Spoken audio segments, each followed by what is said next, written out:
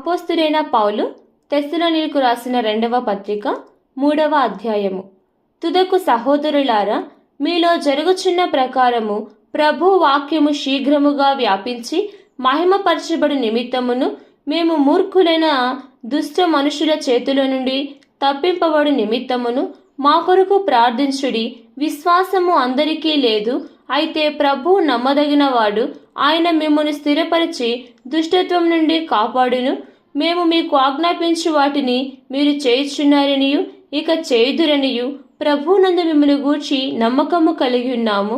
దేవుని యందలి ప్రేమయు క్రీస్తు చూపిన ఓర్పును మీకు కలుగునట్లు ప్రభు మీ హృదయములను ప్రేరేపించునుగాక.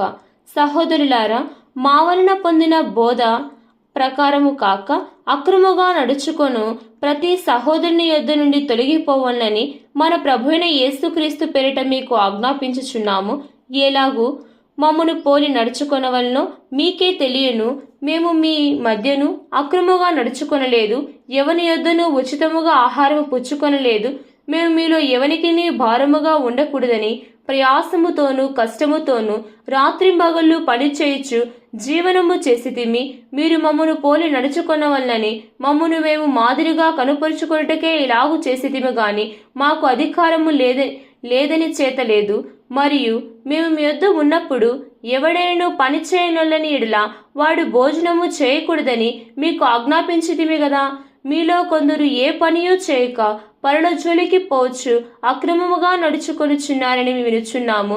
అట్టి వారు నెమ్మదిగా పని చేయొచ్చు సొంతముగా సంపాదించుకున్న ఆహారము భుజింపవలనని మన ప్రభువైన యేసుక్రీస్తు పేరిట వారిని ఆజ్ఞాపూర్వకముగా హెచ్చరించుచున్నాము.